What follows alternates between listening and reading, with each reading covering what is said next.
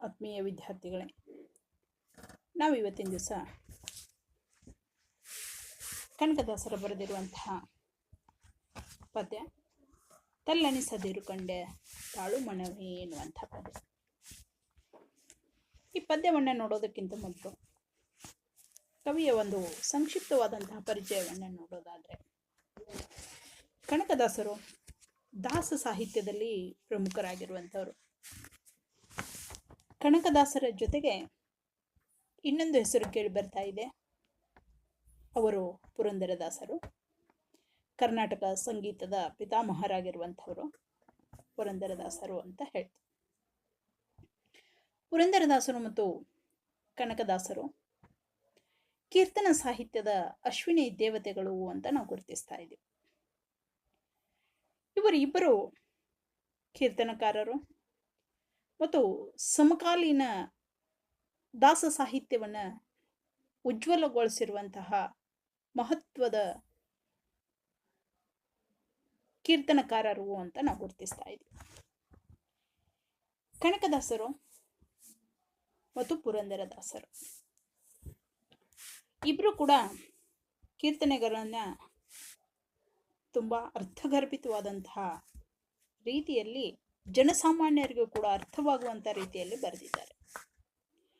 ಪುರಂದರದಾಸರು ಕೇವಲ ಕೀರ್ತನೆಗಳನ್ನು ಬರೆದ್ರೆ, ಕನಕದಾಸರು ಕೀರ್ತನೆಗಳ ಜೊತೆಗೆ ಕಾವ್ಯಗಳನ್ನು ಕೂಡ ಕೃತಿಗಳನ್ನು ಕೂಡ ಬರೆದಿರುವಂಥದ್ದು ನಮಗೆ ಕಂಡು ಬರ್ತಾ ಇದೆ. ಇಂತಹ ಕನಕದಾಸರು ಇವರು ಮೂಲತಃ ಹಾವೇರಿ ಜಿಲ್ಲೆ ಬಾಡ ಇವರ ಜನ್ಮಸ್ಥಳ ಅನ್ನುವಂಥದ್ದು ಗುರುತಿಸ್ತಾ ಇದ್ದೀವಿ.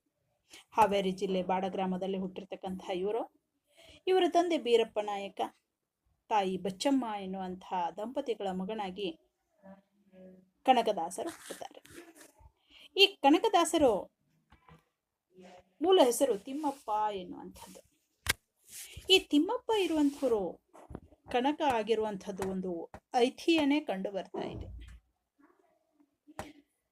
ಏನು ವಿಷಯ ಏನಿದೆ ಅಂತಂದ್ರೆ, ಬೀರಪ್ಪ ಮತ್ತು ಬಚ್ಚಮ್ಮ ದಂಪತಿಗಳಿಗೆ ಎಷ್ಟೋ ವರ್ಷಗಳವರೆಗೆ ಸಂತಾನನೇ ಇರಲಿಲ್ಲ.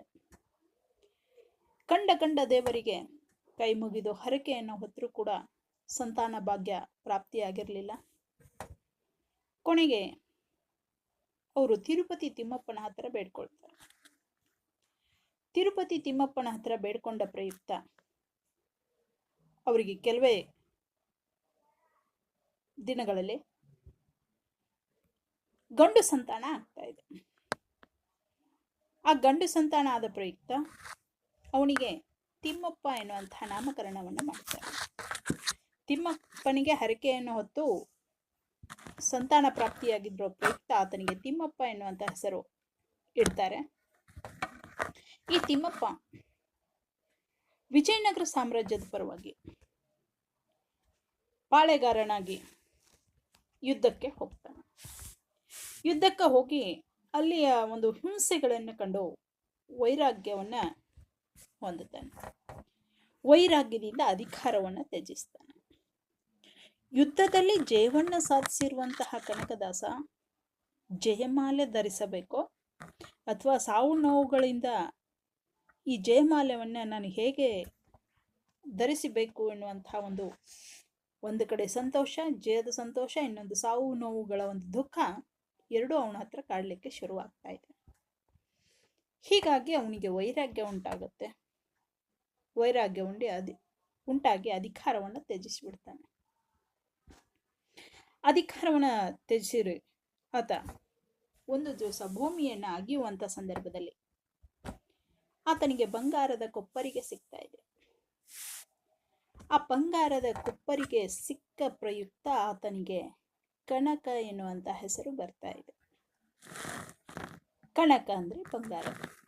ತಿಮ್ಮಪ್ಪ ಇರುವಂಥವನು ಆ ಬಂಗಾರದ ಕೊಪ್ಪರಿಗೆ ಸಿಕ್ಕ ನಂತರ, ದೊರಕಿದ ನಂತರ ಅವನು ಕನಕ ಎನ್ನುವಂತಹ ಹೆಸರಿನಿಂದ ಅವನನ್ನು ಕರೀಲಿಕ್ಕೆ ಶುರು ಮಾಡ್ತಾರೆ. ಆ ಕನಕ ಕಾಗಿನೆಲೆಗೆ ಹೋಗಿ ಕಾಗಿನೆಲೆಯಲ್ಲಿ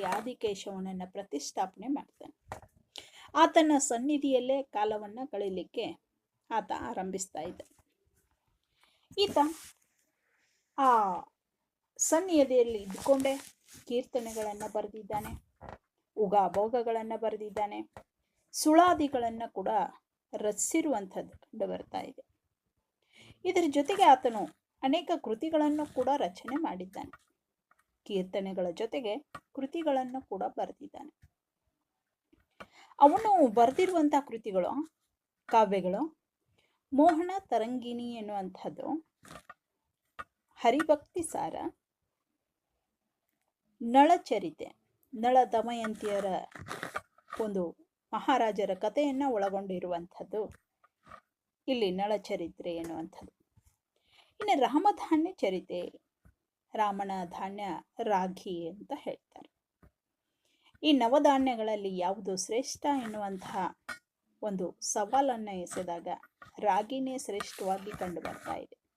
ಅದಕ್ಕೆ ರಾಮನ ಧಾನ್ಯ ರಾಗಿ ಎನ್ನುವಂಥದ್ದು ಕೂಡ ಹೆಸರು ಬರ್ತಾ ಇದೆ. ಇಂತಹ ಚರಿತ್ರೆಗಳನ್ನು ಬರೆದು ಒಬ್ಬ ಮಹತ್ವದ ಕವಿ ಎನಿಸ್ಕೊಂಡಿರ್ತಕ್ಕಂಥವನು ಕನಕದಾಸ. ಈತನ ಕೀರ್ತನೆಗಳ ಒಂದು ಅಂಕಿತ ನಾಮ ಯಾವುದು ಅಂತಂದರೆ ಕಾಗಿನೆಲೆ ಆದಿಕೇಶವ ಎನ್ನುವಂತಹ ಅಂಕಿತ ನಾಮದಿಂದ ಅನೇಕ ಕೀರ್ತನೆಗಳನ್ನು ಬರೆದಿರ್ತಕ್ಕಂಥವರು ಕನಕದಾಸರು. ಇಂತಹ ಕನಕದಾಸರು ಈ ಪದ್ಯದಲ್ಲಿ ಇರುವಂತಹ ಸಂಕ್ಷಿಪ್ತವಾದಂತಹ ಒಂದು ವಿಷಯಗಳನ್ನು ಪ್ರಸ್ತಾಪ ಮಾಡ್ತಾರೆ. ಲೋಕದ ಜಂಜಡಗಳಿಗೆ ಮನುಷ್ಯ ತಲ್ಲಣಿಸಬಾರದು ಅಂತ ಹೇಳ್ತಾರೆ. ಎಲ್ಲ ಜೀವಿಗಳನ್ನು ದೈವಶಕ್ತಿಯು ತಾಯಿಯ ರೀತಿಯಲ್ಲಿ ರಕ್ಷಿಸುತ್ತದೆ ಅಂತ ಭರವಸೆಯನ್ನು ಕೊಡ್ತಾರೆ. ಇಲ್ಲಿ ಆ ತಾಯಿ ಜನನಿಯ ತರಹ ರಕ್ಷಣೆ ಮಾಡ್ತಾಳೆ ಎನ್ನೋದಕ್ಕೆ ಅನೇಕ ಉದಾಹರಣೆಗಳನ್ನು ಈ ಮೂಲಕ, ಈ ಕೀರ್ತನೆಯ ಮೂಲಕ ಇಲ್ಲಿ ಪ್ರಸ್ತುತಪಡಿಸ್ತಕ್ಕಂಥದ್ದು ಈ ಪದ್ಯದಲ್ಲಿ ಕಂಡು ಬರ್ತಾ ಇದೆ. ಅಂದರೆ ಮನಸ್ಸನ್ನು ಕುರಿತು ಯಾವ ರೀತಿ ಹೇಳ್ತಾರೆ ಎನ್ನುವಂಥದ್ದು ಇಲ್ಲಿ ಸ್ಪಷ್ಟವಾದಂತಹ ರೀತಿಯಲ್ಲಿ ಕೊಡ್ತಾರೆ. ಇನ್ನು ಮುಂದೆ ಈ ಕನಕದಾಸರು ಯಾವ ಆಶಯವನ್ನು ವ್ಯಕ್ತಪಡಿಸ್ತಾರೆ ಅಂತಂದರೆ, ಇವರ ಒಂದು ಪದ್ಯದ ಒಂದು ಆಶಯ ಏನಿದೆ ಅಂತಂದರೆ, ಸಮಸ್ಯೆಗಳು ಸಹಜ ಅಂತ ಹೇಳ್ತಾರೆ.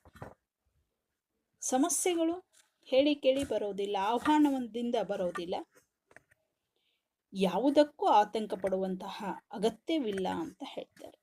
ಎಂಥ ಸಮಸ್ಯೆಗಳು ಕಷ್ಟಗಳು ಬಂದರೂ ಕೂಡ ಅದಕ್ಕೆ ಆತಂಕವನ್ನು ಪಡಬಾರದು ಎನ್ನುವಂಥದ್ದು.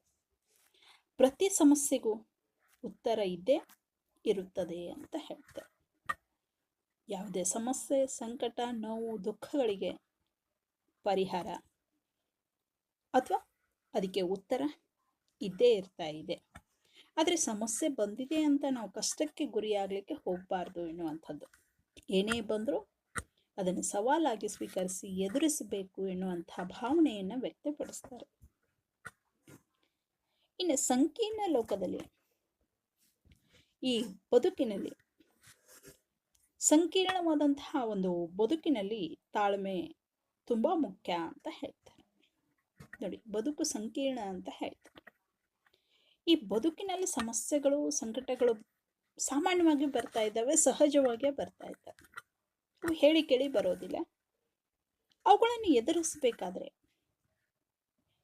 ಅವುಗಳನ್ನು ಒಂದು ಸವಾಲಾಗಿ ಸ್ವೀಕರಿಸಬೇಕಾದ್ರೆ ನಮ್ಮಲ್ಲಿ ಮುಖ್ಯವಾಗಿ ಬೇಕಾಗಿರೋದು ಏನು ಅಂದರೆ ತಾಳ್ಮೆ, ಸಹನೆ ಅಂತ ಹೇಳ್ತೀವಿ. ಪೇಷನ್ಸ್ ಎನ್ನುವಂಥದ್ದು. ಆ ಪೇಷನ್ಸ್ ಇದ್ದರೆ, ಸಹನೆ, ತಾಳ್ಮೆ ಇದ್ದರೆ ಎಂತಹ ಸಮಸ್ಯೆಗಳನ್ನು ಕೂಡ ಸರಳವಾಗಿ ಬಗೆಹರಿಸಬಹುದು ಎನ್ನುವಂಥ ಭರವಸೆಯನ್ನು ಕೂಡ ಮೂಡಿಸ್ತಾರೆ.